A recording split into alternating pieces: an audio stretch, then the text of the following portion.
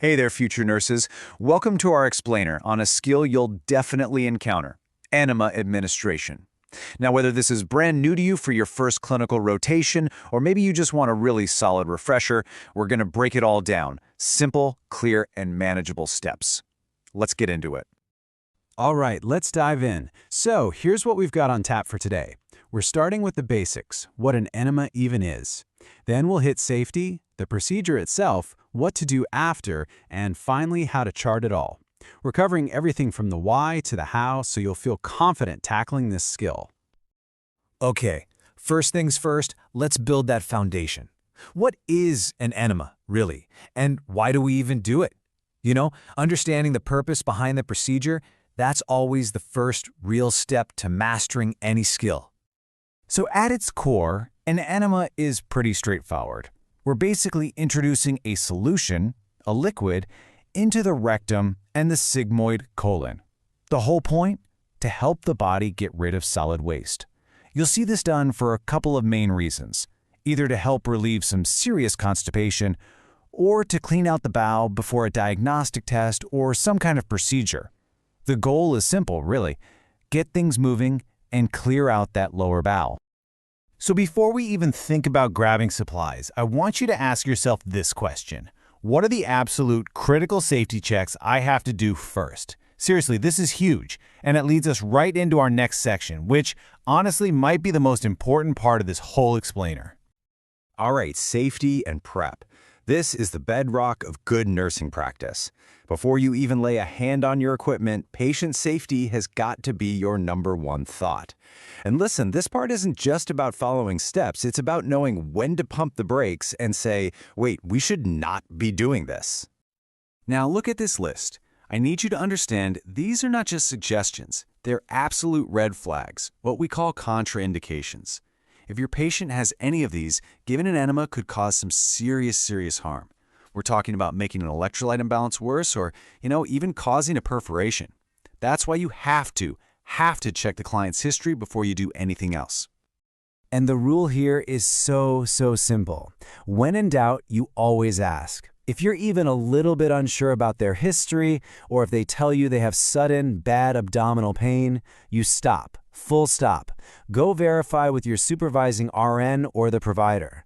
This right here, this is where your clinical judgment really starts to shine.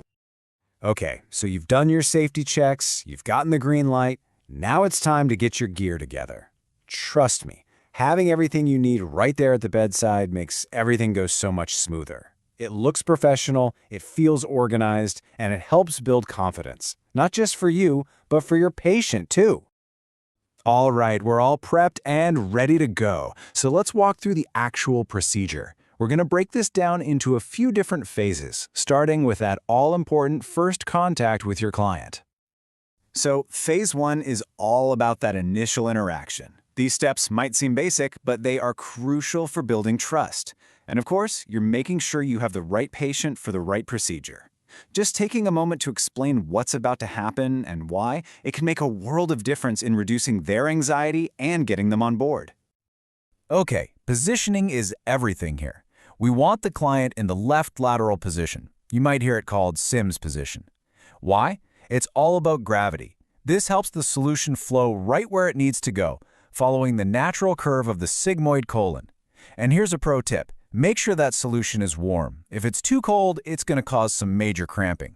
A good trick is to test it on your wrist, just like you would a baby's bottle.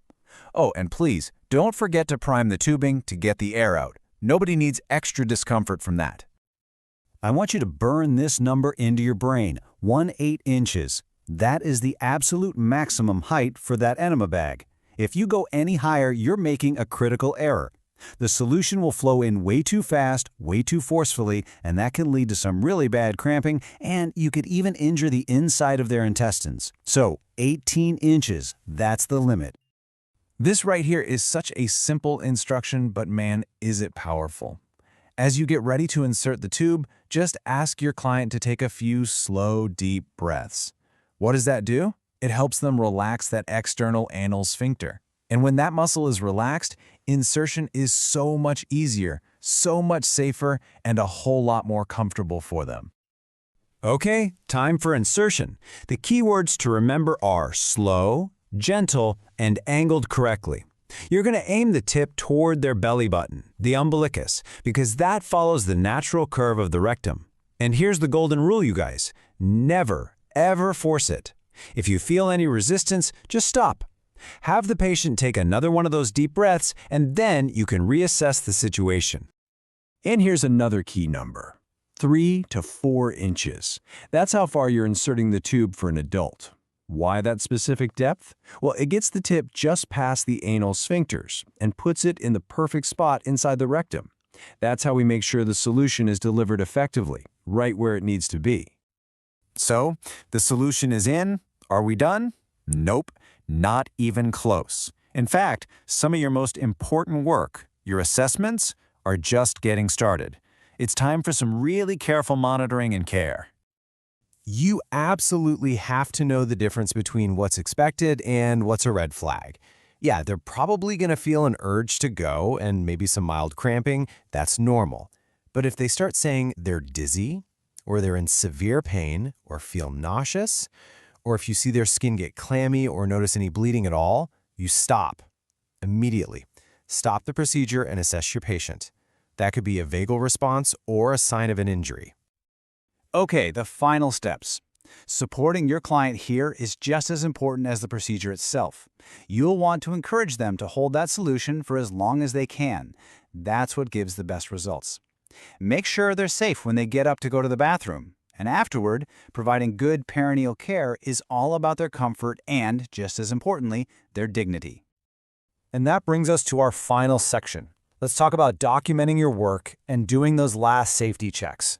This is how you really complete the whole cycle of care. You've heard it a million times, and it is 100% true.